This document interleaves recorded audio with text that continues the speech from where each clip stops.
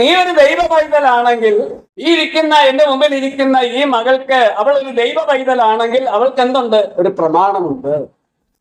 ആ പ്രമാണപ്രകാരമുള്ള ഒരു വ്യക്തിയുമായിട്ട് മാത്രമേ ഒരു ബന്ധം സ്ഥാപിക്കുവാനോ നടത്തുവാനോ പാടുള്ളൂ.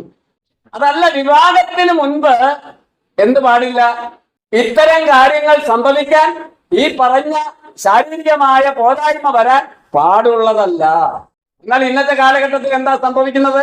ഇന്നത്തെ കാലഘട്ടത്തിൽ സംഭവിക്കുന്നത്, അവര് ഒരു മാതാപിതാക്കളെ വിട്ടിട്ട് ഒരു ദേശം വിട്ട് മറുദേശത്തേക്ക് കടന്നു പോകുന്നു.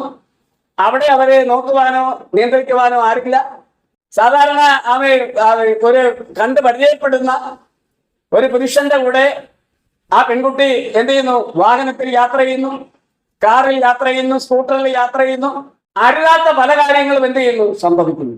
നമ്മൾ മനസ്സിലാക്കേണ്ട ഒരു കാര്യം, അന്യ സംസ്ഥാനങ്ങളിൽ മാതാപിതാക്കൾ നാട്ടിലായിരിക്കുമ്പോൾ പല പെൺകുട്ടികളും താമസിക്കുന്നത് ചെറുപ്പക്കാർ പിള്ളേരുമായിട്ടാണ് താമസിക്കുന്നത്.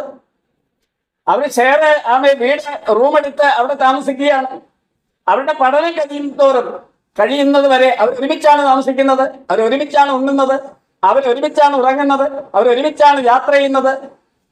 പക്ഷെ ആ പഠനം കഴിയുന്നതോടുകൂടി അവർ തമ്മിലുള്ള ബന്ധം തീർന്നു. പിന്നെ നിന്നെ കണ്ടതാര്? നിന്നെ കണ്ടാലെന്ത്, കണ്ടില്ലെങ്കിൽ എന്ത്? സ്തോത്രം. ഈ നിലവാരത്തിൽ ജീവിച്ചു പോകുന്ന അനേകരെ കുറിച്ച് അറിയാം. നമുക്കറിയാമല്ലോ.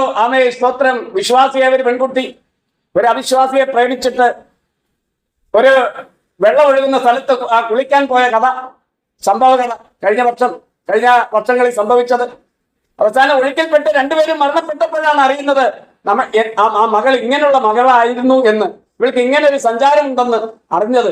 പക്ഷെ ആ കുട്ടി മറ്റുള്ളവരുടെ മുമ്പിൽ എന്തായിരുന്നു? ഒരു ആത്മീയ പെൺകുട്ടിയായിരുന്നു.